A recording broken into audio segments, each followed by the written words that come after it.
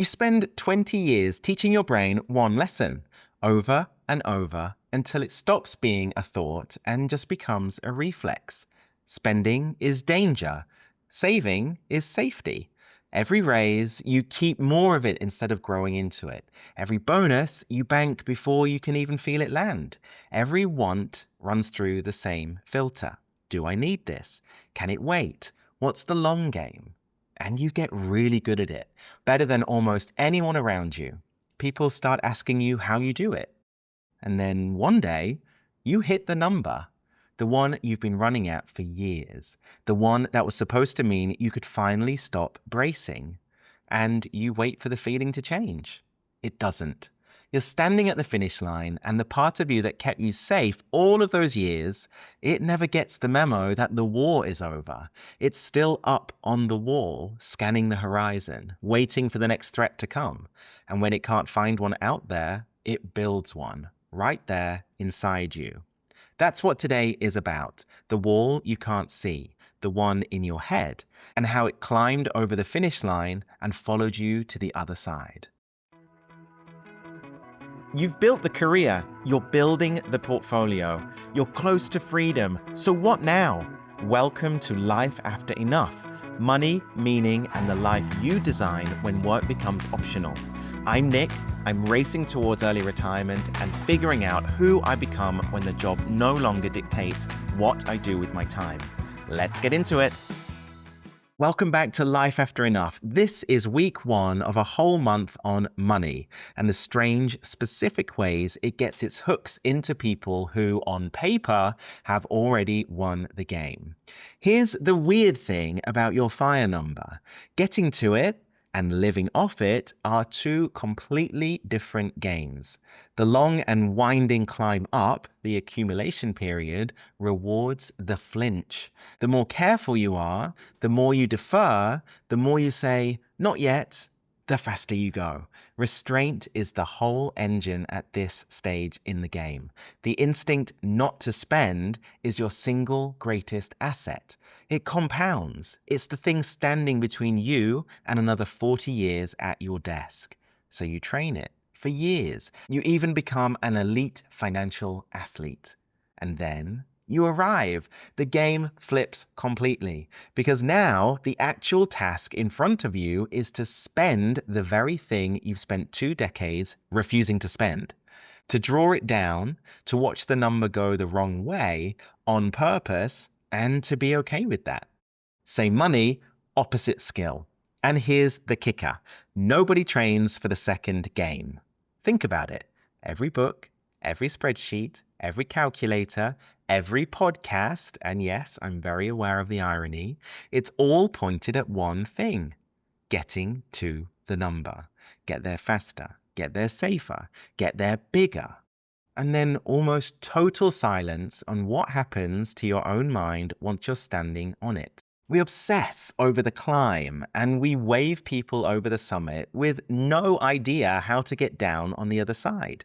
And just like on a mountain climb, the coming down, it turns out, is where most people get stuck. So let me tell you what actually happens when you get there. And I'm not pulling this out of a study. I know this from the inside because it happened to me. In 2020, I first discovered FIRE. I calculated my FIRE number, the real one based on my expenses and life setup at the time. I'm not going to tell you what it was because that part's mine, but I'll tell you what mattered. I got there back in 2024. And then something strange happened, something I didn't see coming. The number moved. The finish line I'd been sprinting flat out towards for years just picked itself up and slid further down the track. And the worst part is that I had a perfectly good reason for it. Life had got bigger. Expectations had grown. I didn't want to spend the rest of my days counting every dollar. I wanted room to breathe. I wanted the security I'd worked for to actually feel secure. All of that is true. Every word of it is reasonable. I could defend every line of it to your face and you'd nod along. But here's what I have to be honest with you about, because if I'm not, the whole episode is worthless. I cannot tell you, hand on heart, how much of that extra cash was real life and how much of it was just fear. And neither can you about your own number. That's the trap. From the inside, prudence and panic wear the same outfit. They say the exact same things. I just want to be safe. I just want a bit of a buffer. I just need to account for ... This is all because of the mechanism underneath all of it. Your brain doesn't actually run on math. You think it does. You think you're making a calm spreadsheet decision. But the thing actually in control runs on threat. That's its entire job. Scan for danger. Keep you alive. So when you finally remove the threat, when you actually hit the number that was supposed to make you safe, it doesn't sit back and relax. It doesn't know how. It goes quiet for about a week, and then it goes hunting for a new threat to point at. And it always finds one. Healthcare costs 20 years from now. A market crash that hasn't happened yet, but surely will. What if I live to 100? What if my kids need help? What if my parents need help? What about the big, unexpected thing I can't even name, but I just know is coming for me? It builds you a brand new cliff, so it has somewhere to stand and keep watch. And then, this is the clever bit, this is how it gets away with it. It dresses that cliff up and calls it being responsible, being prudent, being a good planner. So if you don't fight it, you thank it. I'm doing this right now as I sit here recording this. I've got a finite pot. That's not anxiety talking, that's just arithmetic. The money runs down if you're living off it instead of earning it. And the what-ifs are currently running laps in my head. I'm adding buffers, new ones, constantly. And every single one of them feels smart, feels responsible, feels like the grown-up thing to do. That, right there, is how I know it's working on me. Not because the buffers are stupid, because they feel so reasonable, I can't tell them apart from wisdom. And here's the thing, I come by this honestly, twice over in fact. I might be the worst possible case study for it, which is exactly why I think I'm allowed to talk about it. The first time, years ago, I quit law to build something of my own, an adventure fitness business. I went all in, left the safe thing, the prestigious thing, the well-paid thing, to chase something that actually lit me up. And as you know, if you've listened to this show regularly, I ran out of money. I know exactly what the floor feels like when you actually hit it. And then I did the thing that tells you everything about how this works. I came back to law, on purpose, eyes open, not because I'd fallen back in love with it, but to rebuild the runway. I'd walked straight back into the exact thing I left, specifically to grind out a cushion so I'd never feel that floor again. So understand what that means. I didn't pick up scarcity brain by accident, drip by drip over a career, the way most people do. I trained it deliberately with both hands. I went out and got more of it on purpose, and I called it a smart, mature decision, which, by the way, it was. And that's the whole point.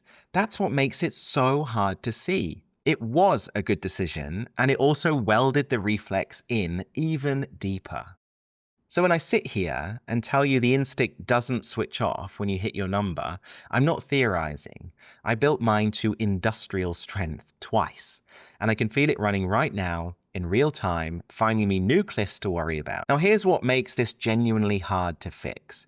Because your instinct, listening to this, might be, okay, the savings reflex is the villain. I need to kill it, override it, force myself to spend. No, that's not it, and that framing will mess you up.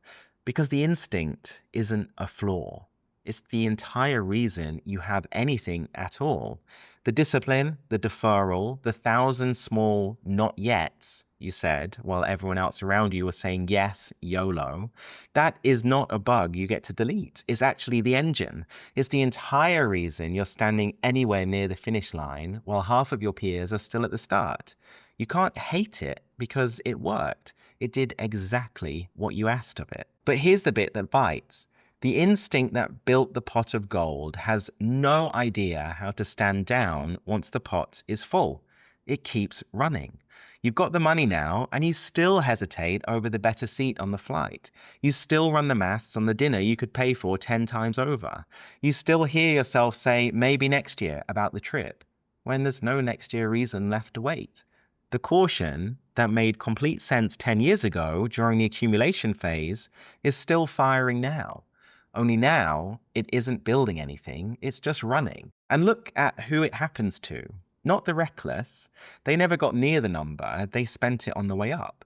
It's the careful ones, the people who were good at this.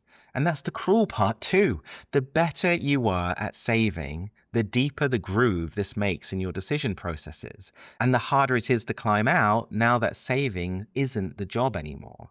The thing that got you to the line is the same thing pinning you behind it. And it never once feels like fear. That's the problem. It feels like good sense. There's always one more reason, and each reason on its own is fair. That's what makes it impossible to argue with. You're wrestling with your own best judgment, the judgment that's been right for 20 years. Quick one before we continue. I send a weekly email every Monday morning that goes deeper than the podcast. It's not a recap, it's a separate idea, usually something more personal, plus a question to sit with for the week. It's free, it's one email, and you can sign up at lifeafterenough.com. Link is in the show notes. Okay, back to it. Now, if you're the kind of person this episode is about, there's a good chance you've spent the last few minutes arguing with me in your head, going, hang on, some of this caution is just being smart. The 4% rule isn't a guarantee. Markets are real. Sequence risk is real too. He's basically telling me to relax and spend, and that's exactly how people end up crawling back at work at 70 years old. And you're right. Some of your caution is completely rational. The risks are real. You are not paranoid for taking them seriously. If I stood here and told you the fear was all in your head, I'd be lying to you. And I would be the reckless one, not you. So this is never about whether the caution is justified. Of course, some of it is. It's about whether it ever lets you stop, whether it can ever look at the new buffer, the extra year, the next chunk of money, and actually say, okay, that's enough now. Or whether it just nods, agrees is enough, and then quietly goes and finds the next thing to not be quite safe about. That's the tell. Not that you're afraid. Fear is fine. Fear is information. The tell is that the fear never updates. You feed it more safety, and it doesn't get any quieter. You're not wrestling with stupidity here. You're wrestling with a really clever instinct that stopped keeping score a long time ago and has no idea the game is already won. So what do you actually do with this? I'm not going to hand you a 5-step framework because I really don't think that there is one. But there is one reframe that actually shifted something for me, and I'll give you that instead. The instinct does not retire when you do. Say it again. You spent 20 years training it into yourself. You don't get to hit the fire number and feel it click off like a switch. It doesn't work that way. You have to train it to back out, on purpose, the same way it went in, through reps. Because spending, when you've got the money and you still physically can't bring yourself to do it, that's not a personality trait. That's not just who I am. It's a skill that you've let go rusty over 20 years of discipline. And the genuinely good news is that skills come back with practice, with reps. So here's the one thing you might consider trying. This week, spend money on something your accumulation brain would flatly call a waste. Doesn't have to be big. It's actually better if it's small. Small, deliberate, and just slightly uncomfortable. Something you'd normally talk yourself out of in about 4 seconds. And then, this is the actual exercise. The spending is just the trigger. Watch what your head does.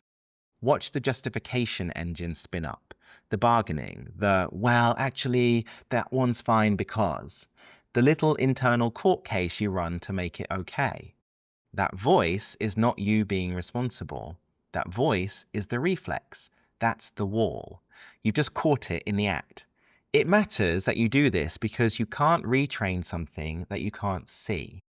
For 20 years, this thing has run in the background, silent, dressed up as common sense. That little flinch when you spend on something you didn't actually need, that's the first time you're actually looking at it eye to eye.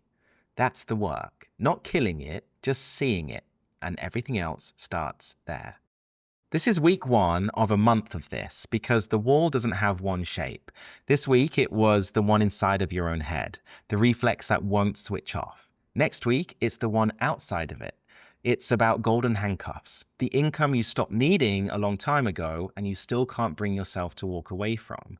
And then we close the month out with a proper, honest money check-in, where I am on this countdown with no spin. But before any of that, sit with this one. Here's the question I want to leave you with. And I don't want the quick answer, I want the one that takes a few days to surface. The last time you added a buffer, the last time you told yourself you needed a little more before you feel safe, was that wisdom, or was that just the wall moving again, and you calling it something respectable? I'll be honest with you, I don't have a clean answer to that. I'm standing in the middle of this right now, the same as you. But I think the people who actually get to enjoy what they built are the ones willing to ask the question, instead of just moving the line one more time. That's it for this week. If this hit something, don't rush past it, and I'll see you next week on the salary you could walk away from and still won't. Thanks for listening to Life After Enough, a podcast about money, meaning, and the life you design when work becomes optional. If this episode made you rethink your future, share it with someone who's starting to question the script too. You can follow the show wherever you get your podcasts. I'm your host, Nick, and I'll see you next week as we keep building a life that's truly ours.